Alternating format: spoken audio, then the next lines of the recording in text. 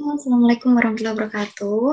Nah, di pertemuan kali ini kita akan belajar tentang gimana caranya ketika kita mau membuat suatu kritika review artikel ilmiah. Sebentar, saya share dulu ya. Hmm,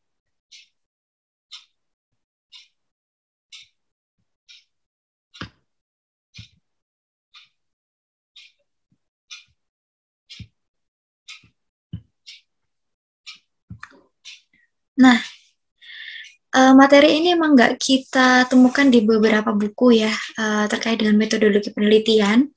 Jadi saya dapat materi ini dari Australian School of Business, di University of New South Wales. Ada beberapa topik yang akan kita bahas ya dalam sesi ini. Yang pertama, apa sih sebenarnya suatu critical review itu?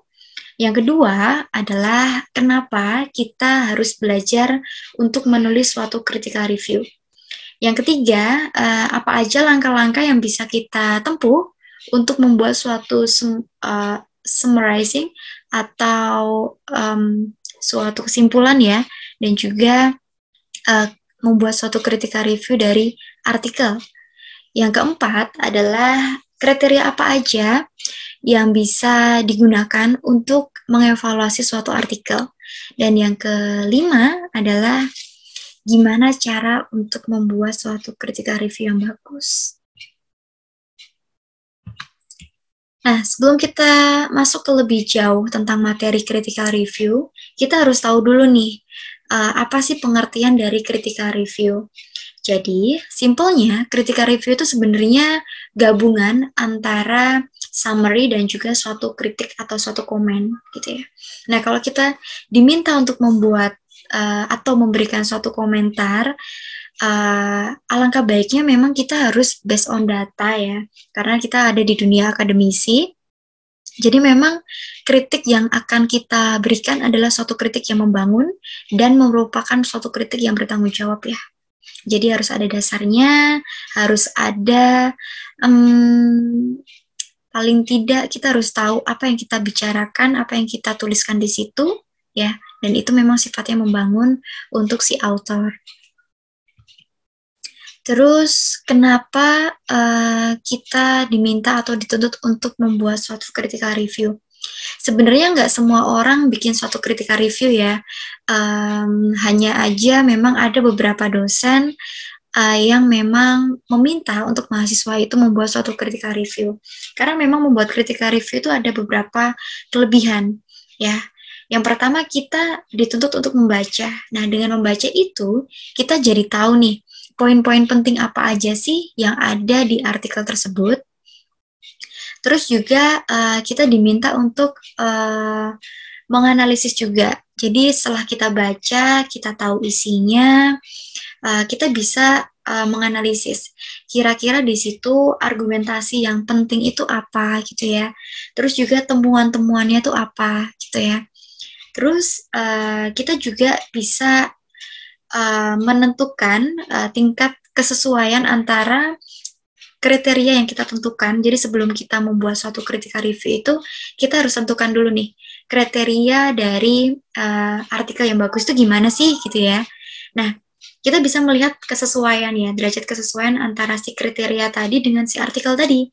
Nah, udah bagus belum? Terus kalau belum bagus, apa sih kontribusi yang bisa kita berikan? Contohnya kita memberikan tambahan ide atau mungkin tambahan referensi yang bisa digunakan untuk melengkapi artikel tersebut. Nah, selanjutnya, langkah-langkahnya apa aja sih kalau kita mau membuat ringkasan dan juga kritik dari suatu artikel? Yang pertama kita baca dulu ya. Idealnya memang kita bacanya nggak cuma sekali. Jadi kalau di sumber ini, di ilmu yang saya dapat ini, kita dituntut untuk membaca berkali-kali gitu ya. Tapi membaca yang pertama itu kita cukup baca secara cepat aja. Jadi nggak perlu yang lama, nggak perlu yang kita nge-highlightin. Cukup kita familiar aja dengan sebenarnya struktur body dari si artikel ini gimana sih gitu ya. Dari mulai judul sampai dengan akhir ya bibliografi kita baca ya. secara cepat aja, dibolak-balik gitu ya. Terus yang kedua, kita dituntut untuk baca lagi. Tapi step kedua ini kita diminta untuk membaca secara detail dengan kita memberikan notes ya. Kita tulis beberapa poin-poin penting di situ. Terus yang ketiga, kita baca lagi. Namun, kalau tadi kita dituntut untuk membuat suatu notes ya, catatan, sekarang kita diminta untuk memberikan highlight ya. Jadi kita mulai stabiloin, oh ini loh yang penting gitu ya, bukan cuma kita kasih catatan kecil, terus kita mulai untuk merangkai kata-kata. Kira-kira maksud dari highlight kita tuh apa sih, maksud dari notes kita tuh apa sih gitu ya. Contohnya kita ingin meng-highlight bahwa di sini tuh ada fenomena gap gitu ya. Nah, dari fenomena gap itu kita coba rangkai dengan kata-kata kita sendiri ya. Terus sumbernya dari mana gitu. Apabila ada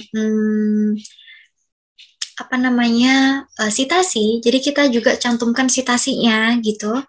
Terus mungkin poin-poin penting yang lain.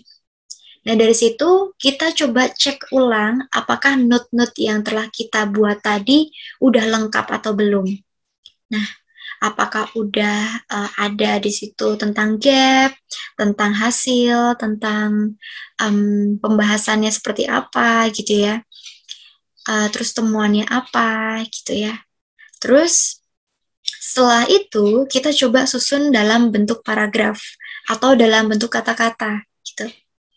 Nah, baru deh kalau udah kita bentuk kata-katanya udah bagus, kita harus make sure juga bahwa meskipun kita cuma membuat suatu simpulan, tapi saya nggak berharap teman-teman buat simpulan dengan cara copy paste ya.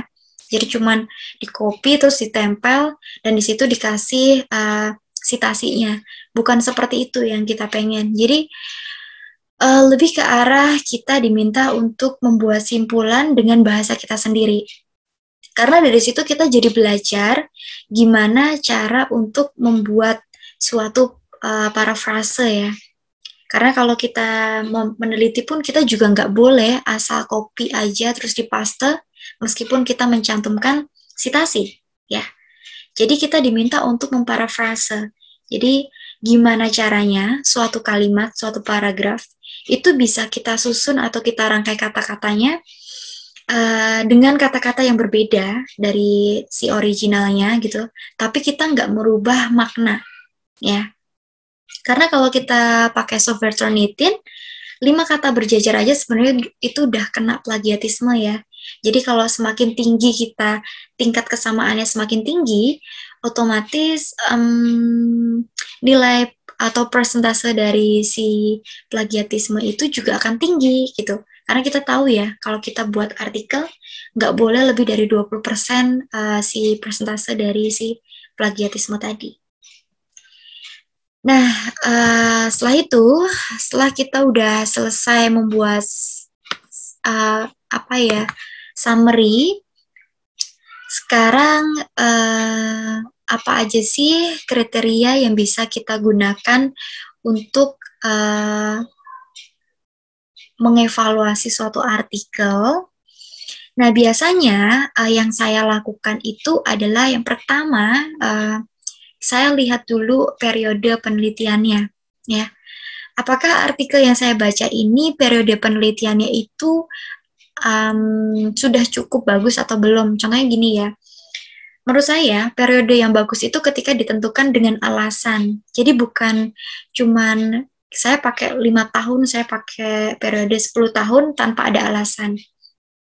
Jadi, saya lebih suka membaca artikel itu yang periodenya itu ada momennya. Contohnya dia memanfaatkan momen krisis atau momen pergantian presiden, atau dia pengen meneliti suatu kondisi perekonomian dari masa dari masa seorang presiden menjabat ya, berapa tahun dia menjabat, terus kondisi perekonomian gimana, atau mungkin momen COVID gitu ya. Jadi periode itu ada alasannya gitu. Nah, contohnya dia sudah meneliti selama 5 tahun dengan alasan tertentu gitu ya. Mungkin saya juga bisa membandingkan dengan artikel yang lain. apakah artikel yang saya baca ini lebih baik gitu ya, maksudnya periodenya lebih jelas daripada artikel yang lain gitu, dengan topik yang sama ya. Jadi kalau dia cuma meneliti 5 tahun, sedangkan yang sebelumnya itu 10 tahun gitu ya, berarti artikel tersebut lebih sempit dong. Cuman saya tinjau lagi nih, originalitasnya apa gitu ya. Maksud dia menggunakan periode selama 5 tahun tuh apa? Apakah dia hanya ingin menyoroti momentum tertentu? Nah, itu yang biasanya ada di benak saya perihal tentang periode. Terus juga originalitas dari si artikel tadi. Nah, ini memang beda-beda ya tarafnya ya. Kalau S1 tuh gimana, S2 tuh gimana, S3 tuh gimana gitu ya. Cuman kita bicara yang simpel dulu aja gitu ya. Kalau biasanya teman-teman S1 itu membuat sesuatu yang berbeda, kontribusi yang berbeda. Jadi dia mencoba untuk menganalisa kira-kira variabel apa aja yang belum pernah dimasukkan dan dia mencoba untuk menguji. Asalkan logika berpikirnya masuk ya, gitu ya. Atau mungkin dia mencoba merubah kayak tadi periodenya atau lokasinya. Jadi kalau kemarin kita dapat artikel acuan itu di Amerika, mungkin kita bisa terapkan di Indonesia. Ya, asalkan di Indonesia belum ada yang nelitin. Atau udah ada yang nelitin tapi belum sekompleks penelitian yang kita bikin gitu ya. Nah, kurang lebih kalau untuk grade S1 seperti itu ya. Atau mungkin seperti pengen bikin penelitian komparasi ya. Jadi membandingkan mungkin kondisi saham Indonesia dengan Singapura atau hal semacamnya ya. Terus logika berpikir jangan lupa teman-teman juga harus tahu. Jadi antara teori yang kita pakai dengan variabel-variabel yang sedang kita analisa itu harus ada nyambungnya gitu. Jangan sampai kita cuman tempel aja si teori gitu, tapi kita ketika diminta untuk menjelaskan kita nggak paham. Nah, di situ ya biasanya teman-teman suka sedikit lalai ya, dan itu jangan sampai lalai ya teman-teman, karena memang para dosen tuh suka banget tanya tentang logika berpikir. Terus bukti-buktinya atau data-datanya valid atau enggak ya, juga suka kita make sure bahwa datanya itu logis nggak gitu ya. Bisa dilihat ya nanti kalau teman-teman udah cukup familiar dengan suatu penelitian, pasti bisa kok ngelihat kira-kira kalau data seperti ini masuk ke logika nggak sih gitu ya. Itu kalau kita semakin sering baca pasti akan semakin ngerti, akan semakin kenal dengan kejanggalan-kejanggalan atau kondisi-kondisi yang harusnya ada di suatu data tuh kayak gimana gitu. Terus apakah seluruh rangkaian dari theoretical framework itu sudah diterapkan, termasuk dari logika berpikir, mungkin ke arah alurnya juga ya. Temuannya apa, terus nyambungnya gimana dengan hasil dan juga pembahasannya kayak gimana gitu ya. Terus bandingkan dengan artikel yang ada. Kalau semua teman-teman belum bisa dapat artikel yang lain gitu ya, yang memiliki topik yang sama, it's okay sih, nggak apa-apa. Jadi cukup kita analisa aja dari si artikel itu. Tapi kalau kita bisa kasih kontribusi lain dengan cara memberikan saran, ini loh kalau menurut artikel yang ini baiknya tuh seperti ini, atau mungkin kita bisa komparasikan. Jadi artikel Anda ini mungkin ada kekurangan gitu ya, jadi kurang kompleks mungkin, atau udah pernah diteliti oleh si peneliti A, kayak gitu ya contohnya ya. Terus juga kita bisa mengkritisi apakah penelitian dari suatu artikel itu cukup penting atau enggak. Jangan-jangan artikel itu diteliti tapi sebenarnya nggak terlalu dibutuhin oleh si pembaca atau si pengguna. Ya, jangan sampai kayak gitu. Jadi kita bisa meneliti kira-kira pas nggak sih kita meneliti tentang topik audit remote di masa pandemi ini gitu ya. Kayaknya Penting ya, karena sekarang kita tahu udah beberapa auditor melakukan audit jarak jauh, gitu ya. Kurang lebih kayak gitu.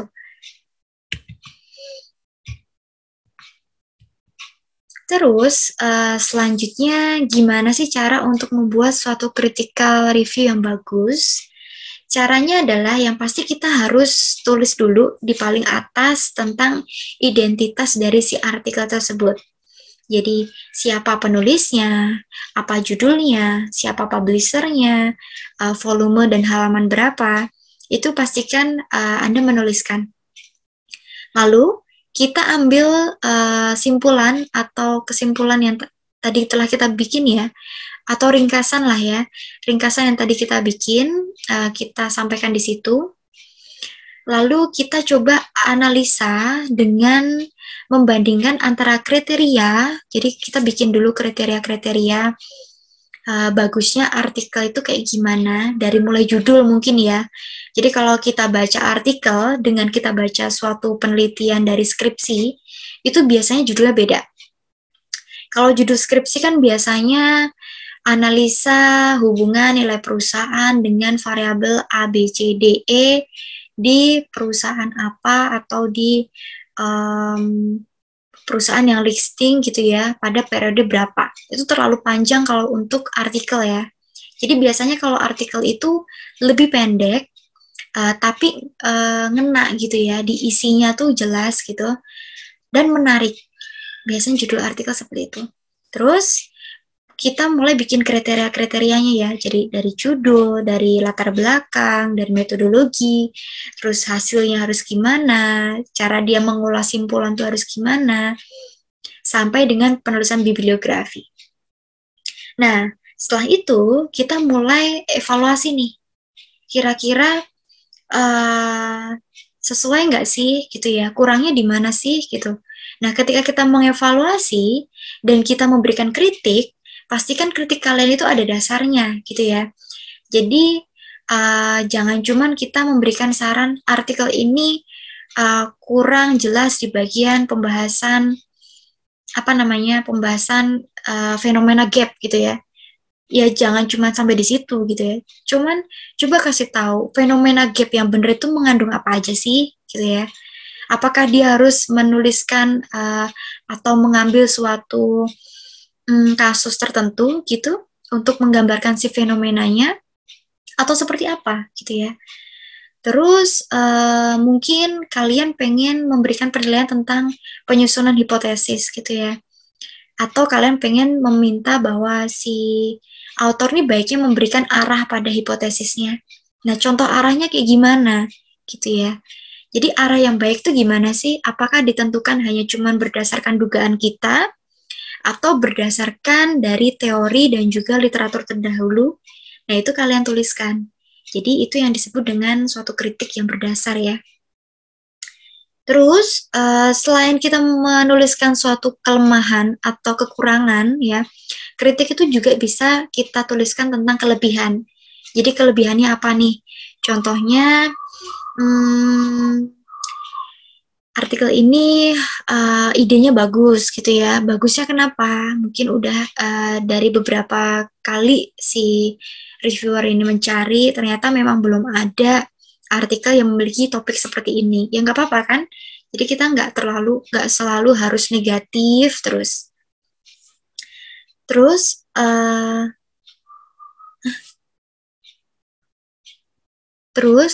selanjutnya adalah pastikan ketika kita menulis suatu critical review, kita juga mencantumkan daftar pustaka ya atau bibliografi yang kita gunakan untuk menganalisis ya. Jadi referensi-referensi yang kita pakai itu dituliskan di bawahnya ya, supaya nanti si author itu juga bisa tahu, oh dia komen kayak gini tuh merujuknya ke gimana sih, ke artikel mana sih gitu ya. Dia tinggal cari tahu aja, coba cari si artikel tadi berdasarkan si bibliografi tadi yang telah Anda tulis. Jadi dia bisa jelas nih, oh yang dipengen tuh kayak gini ya, oh contohnya tuh kayak gini ya gitu ya. Jadi bukan berdasarkan cuman kata-kata aja, tapi kalian nggak punya datanya, nggak punya contohnya gitu ya. Nah, ini form dari critical review yang saya bikin. Kurang lebih kayak gini, cuman mungkin akan lebih lebar ya, karena ini saya terbatas dari slide si PPT. Jadi saya cukup kecil aja, tapi nanti kalian bisa banyak kok, bisa beberapa lembar, it's okay, nggak masalah gitu ya. Intinya memuat seperti ini ya, minimal. Ada identitas artikel, ada judul, penulis, tanggal publikasi, siapa publishernya, terus ringkasan singkat, terus juga nomor, keterangan di sini lebih ke arah kriteria ya, kriteria dari si ini tadi, si apa namanya, uh, kriteria dari si critical review tadi, terus juga kritik kalian apa, solusi dan saran. Nah, di kritik ini boleh langsung ditulis citasinya atau kalian rangkum si referensi atau si bibliografi atau si daftar pustakanya itu di bawah. Itu boleh. Atau mau dua-duanya. Jadi ketika kalian ngeritik, dikasih merujuk ke mana gitu ya. Nah, di bawahnya baru si bibliografi lengkapnya gitu. Nah, kurang lebih kayak gitu ya cara untuk membuat suatu critical review yang bagus. Jadi balik lagi ya teman-teman ya, kenapa critical review itu penting, kenapa kita penting melakukan suatu penulisan critical review ya, karena memang ilmunya banyak banget, beda banget ketika kita hanya membaca suatu artikel ya, akan lebih masuk ketika kita baca berkali-kali dan kita tahu apa sih kelemahannya dan apa sih keunggulannya. Gitu dari saya, terima kasih, sekian, Assalamualaikum warahmatullahi wabarakatuh.